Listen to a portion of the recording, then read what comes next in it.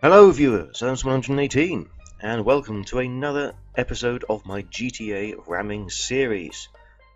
And I'm going to be covering the Coupes class in this episode, which of all the classes I've done so far is by far the smallest class that I've covered. At time of recording, during the After Hours update, there are only 14 vehicles in the class. And I am skeptical about whether they're going to add any more in the future. As usual, we have a countdown here from worst to best in terms of vehicle momentum, which is shown as the 5 and eventually 6-digit numbers on the screen in units of kilogram meters per second.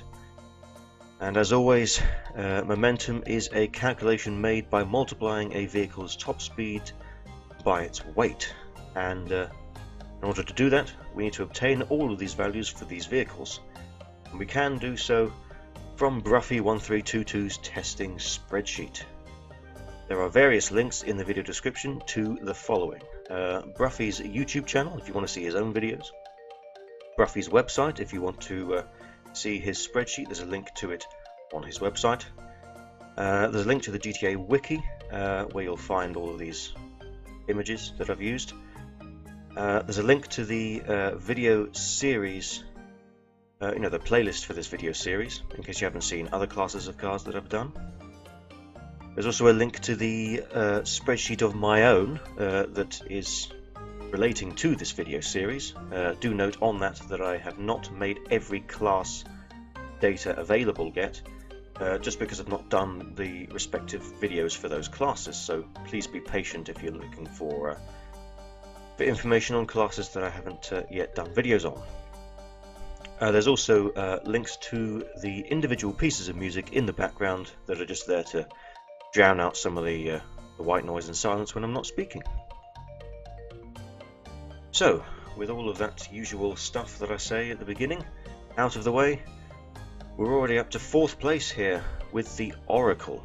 And then in 3rd place we've got the Cognoscenti Cabrio, which is the first one on the list to break the 100,000 kilogram meters per second barrier. And really, with this class, I see, 3 distinct subgroups in terms of momentum. There's a lower group, a sort of larger mid group, and then an upper group, with the Windsor in 2nd place here, and then we're going to have the Windsor drop, predictably, in 1st place. And with this class, it's really all about the weight, because the top speed of this class doesn't change that much from vehicle to vehicle. In terms of performance, I regard the Coupes class to be the most balanced class in the game. In terms of momentum, that's probably not the case. In fact, that's definitely not the case. And as you can see here from the graph, there are 3 distinct groups that you can see. On the far right, we have the 2 Zions and the 2 Sentinels occupying a positions significantly lower than the rest, and then we've got the mid group with the Jackal, the Phelons, the Oracles, the Exemplar, the F620 and the Cognoscenti Cabrio, and then we've got the 2 Windsors in the top group, significantly higher momentum than everything else. So, an interesting group, but predictably the weight differences vastly dominate this group, and the small weights of the Zions and the Sentinels, they're at least 400 kilograms lighter than everything else in the class, so they are significantly worse off in terms of momentum. That's probably what you'd expect. Okay, so with all of that theory out of the way, let's see some of these cars in action. In theory, I could have shown you virtually every car in the class, because most of them you can just steal off the street and upgrade on the fly without having to actually own them. That's not the case with the Windsors, but I have both of those anyway. And I'm not sure about the Exemplar. I think you have to buy that one, but I haven't, so I'd be able to show all of them except that one. However, I'm not going to. I'm going to show you 6 of the vehicles in total, And first of all, we've got the Zion on the left and the Sentinel on the right. So these were two of the cars that were from that sort of low-end group that I was mentioning earlier. The lightweight coupe group, if you like. And you can really tell that these are in the bottom group, because they don't really have a great deal of power with the ram. Obviously, that's what the momentum list showed us. And in general, I wouldn't recommend ramming with these with cars from this low-end group. They can pull off some rams. I mean, certainly against these ruiners that are spawning here. Then again, most things can perform a ram against a ruiner and get out on top, to be honest. Especially if the shape of it is sort of ramp buggy-esque.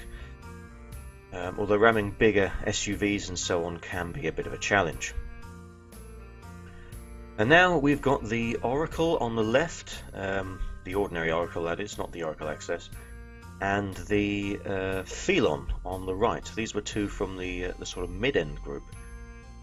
And these ram a lot better than the Zion on the Sentinel that we've just seen. The Phelon tends to show off the I want to do a handstand whenever I ram something trait that we've seen from other cars before. I'm not sure what it is about a car that sort of makes it do this. I don't really understand why certain cars do it and certain cars don't, and that it doesn't really seem to be anything to do with the momentum itself. It's something else. I mean, I don't see why it has anything to do with traction either, because the Phelon does not seem to have any sort of worse traction than anything else in the class, really. I mean, in terms of traction, it's a rather balanced class as well.